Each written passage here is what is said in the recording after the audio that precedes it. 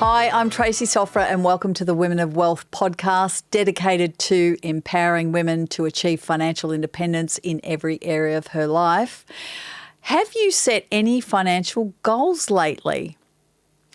Are you struggling? Not easy to do, I understand. Do you need to do better in achieving them? Have you set them at all, to be quite honest? Sometimes we can all have the best of intentions to achieve our goals, but sometimes life gets in the way. Life gets us busy and we fall off track. Even with a budget, savings and spending plan, the key to continued success is having the right mindset, and money mindset exercises can definitely help.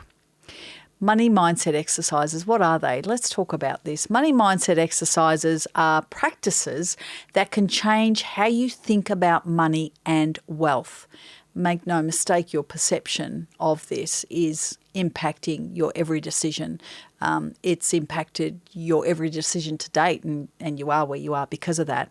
So your perception of money impacts how you earn, how you save, and how you spend. So I would have thought that the right mindset can help you manage your finances and build your wealth. I've just got to say here that we hear about money mindset a lot. It seems to be the flavour of the month. It actually isn't. It is really the cornerstone of switching the perception in your mind around money. And I've spoken about this a lot in previous podcasts. It is the cornerstone to all of the programs that we offer at WOW. And it always starts going back in order to go forward. As I've always said, you've got to go back to your childhood. You've got to revisit how it felt, the conversations that were had, the belief system that was instilled in you, the experiences you had with money, the experiences your family had with money, those experiences flowing through to your early adult life, those experiences colliding with your partner, those experiences evolving with your partner, good, bad or indifferent, as you go down the pathway of home ownership and having children, and then instilling these things into your children. And, you know, the story rolls and rolls and rolls and progresses way past your childhood. If you can picture all of that, as I've spoken about that, you know, if you need some inspo, if you need to come out of that sort of fog in setting financial goals, I've got 6 money mindset exercises that you can use and that you can practice and that can really help you reach your goals. So first things first, let's reflect on the past. Have you ever wondered why you think about money the way you do, which I've just alluded to before? Well, you do because it's where you came from. Now that can evolve and change and reshape itself throughout your life, but it always starts at the one place. Now, whether you think money is useful, whether you think it's abundant, whether you think it's scarce, or a mixture of all three, your perception of money comes from somewhere. Your understanding of money might come from the way your family talked about money, teachings from church, if you're involved in the church, or your own personal experiences. What I think is a really great place to start is writing these things down. Write down your thoughts on money. And please, unedited, because this is for your eyes only. This is not an assignment. You're not at school. No one's going to judge it. Make sure you're not editing it because it's what you think you should feel like. It's, you know, none of these have to do's or have to be's or, oh, it's too embarrassing to write down. Unedited, just dump it on a bit of paper. Once you have them all down on that paper, I want you to examine each thought and ask yourself if it's something you truly believe in. Is it what you believe in? Or is it something you've been told? Which one is it? So start with that. First exercise is to reflect on the past and write down your thoughts on money And then ask yourself that question. Is it something you believe in, or is it something you've been told? Next, step number 2, examine your current money situation. Yeah? Understanding where you are financially is helpful and an incredibly helpful exercise and habit, because without a clear understanding of where you are financially, you might set some unrealistic goals. You might even be too hard on yourself. I've seen that happen a multitude of times when I've worked with clients where they've been so hard on themselves and they've been in a great financial position, but they didn't think they were. Or you might prioritise the wrong things, and I've seen that happen as well. So make it a habit to assess your financial situation at least once a month. Yeah? You can do this, and it can look like something like this: reviewing your credit card and bank statements. I review, because I've got my banking on my phone, I look at my bank accounts probably daily, particularly with scammers and credit cards getting scammed and all those sorts of things. I make sure everything is in line on a daily basis. Look over your income and expenses, which is, the dreaded budget or the cash flow analysis. Have a look. See what's going on. These days with your banking, you can actually set budgets, and when you go into the banking app, it'll say whether you're on track or you're over your budget or what have you. We've got a multitude of tools that'll help us, particularly with our own banks and online banking and the banking app that you've got on your phone. Check your bank accounts and any other bank apps, as I said, and track your spending with a spending journal. Yeah? Really, really important. And see the trigger points that occur when you feel like you want to spend again, and try and stop yourself and understand, oh, there it is again, and where is this coming from? Where is this behaviour coming from? Try and track it back. Chances are you might be doing better with your money than you think, or maybe not. So reviewing your financial status can also show you where you need to grow and improve. But you can't do any of that if you're not reviewing credit cards, whether you have a credit card or not, bank statements, income and expenses, checking your app, checking your tracking what you're doing with your money. Living blindly is never going to be a successful pathway. Living blindly is not taking responsibility for yourself, your future, and your future self, and your family, and you're not really serving yourself. So making sure that you're tracking all of those things is incredibly important to the overall result of what you're trying to get to with your mindset exercises. Number 3, practice compassion for yourself. This might be a little bit of a hard one. Yeah, I said that. Practice compassion for yourself. Do you remember the last time you made a financial mistake? And let me just say this, we all have. If you haven't made a financial mistake, it means you haven't made any financial decisions. We all have to make financial decisions. When you made that mistake, were you hard on yourself? Was your head filled with negative thoughts? Did you berate yourself? Financial mistakes can feel like throwing money away. But here's the thing. Did you take the lesson? If you learn from your mistakes, which hopefully we all do, you'll have a brighter financial future.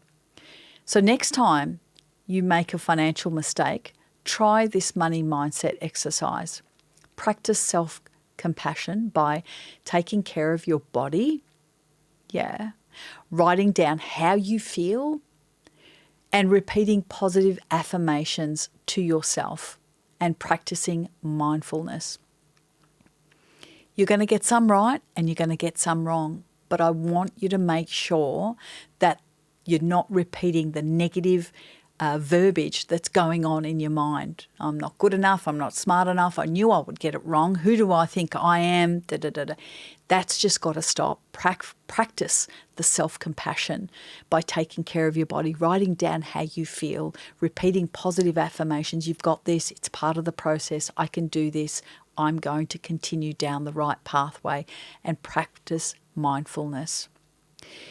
Tip number 4 is getting grounded in gratitude. Gratitude always, the minute you say something that you're grateful for, don't you get that sense of, that almost, I don't know, like a big warm hug kind of feeling inside your chest. Often we only feel grateful when we've achieved these big goals, right? And everyone, these days in life, it's all about the big ticket items or the big achievements, and nothing else seems worth celebrating. The big achievement ones like the big promotion or a new car or a house. There's nothing wrong with celebrating big wins, but it's also so important to make sure that the little milestones are not missed. The small wins are just as important to recognise. Never, ever forget that, because big wins come from small little steps, don't they? A great money mindset activity is to practice daily gratitude for the small things in life. For the fact that, hey, I did check every single day this week my banking app, and I did check my credit cards, and I did that. That's a small win. The fact that you did that, the fact that you were able to achieve that is a small win. There are so many ways to practice gratitude, such as writing a gratitude journal. First thing in the morning is always the best before you get started on your day, or maybe at the end of the day when everything's done, and you can sit on your couch and you can just take some time, breathe a little bit and reflect on the day and write what you're grateful for. So gratitude journal, small wins, and making sure that you're expressing that to the nth degree, and whatever that looks like and whatever that feels like for you. You can also practice gratitude by saying that you're grateful, what you're grateful for out loud. Sometimes saying things out loud makes it more real, doesn't it? Have you ever tried that particular exercise? I mean, it can feel quite awkward at times, but once you're in the habit and once you do it often enough, it will feel quite natural. So you can do something like this. When you're drinking your morning coffee, you can say to yourself, I'm so thankful for this cup of coffee. When you're taking a shower, you can say, I'm so thankful for clean running water. Believe you me, it is a privilege given where we live and the country that we live in. If you look at the world around you, it is a massive privilege just to have a warm, beautiful shower, a warm home to live in, a bowl of soup or a warm meal, and obviously let's not forget that cup of coffee, right? Tip number 5, make a list of how you want money to show up in your life. Think about that. Write down everything you would like to have and experience if money was no object. Everything. So money's not an object. What do you want to have and what do you want to experience? And don't hold yourself back. Write down anything you want, no matter how impossible you think that might be. This is quite liberating because we do quite often limit our ability to dream big, to think big, because we think generally, that's impossible. I don't have the funds. And then the self-doubt creeps in as well. Who do I think I am? I'm not good enough. And that's not for people like us. And so it's all this baggage that we carry as well. But make sure that you're making a list of practical financial goals you want to achieve in the next 30 days, 3 months, and 3 years.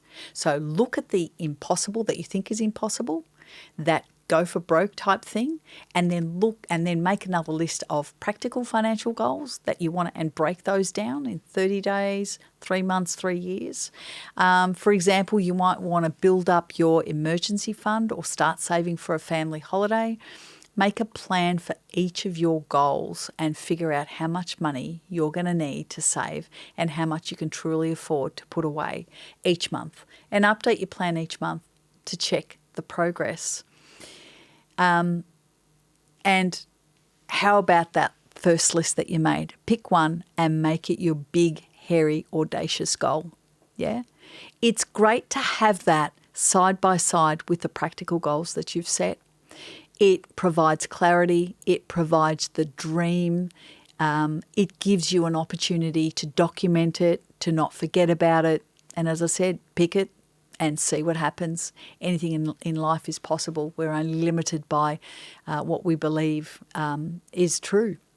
And finally, the 6th tip is keep showing up for yourself. One of the most effective money mindset exercises is showing up for yourself relentlessly. Do not give up on yourself. How do you show up for yourself? Well, it's through a commitment to do better, to believe in yourself that you can do better.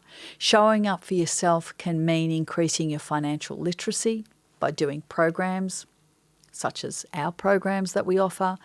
It could be making a plan to tackle your debt or committing to saving money. That's how you can show up for yourself financially. It can even look like journaling or meditating and saying positive money affirmations to yourself. Anything you can do to cheer yourself on, to stay motivated and help out your future self is how you show up for yourself. And remember, as I always say, your future self, if you haven't looked after her, she's going to be pretty pissed off when you get there, right? Building your money mindset can absolutely help you improve your spending habits and saving for the future and more. So which money mindset exercise are you going to start with? Which one are you going to start practicing with right now? I hope that's given you 6 simple tips that you can implement straight away. Remember, if you need a little bit more support in transforming your money mindset, then make sure to book a call with one of our financial strategists. We are here to help you navigate to make financial decisions, but decisions that align with your long-term goals and long-term values of who you are and represents who you are. All you got to do is go to wowwomen.com.au, click on the link to our programs, and best of all, the call is absolutely free. If you found today's episode particularly helpful, please share it with a friend or leave us a review. Don't forget to subscribe so you don't miss an episode. Until next time, take control of your wealth and your future.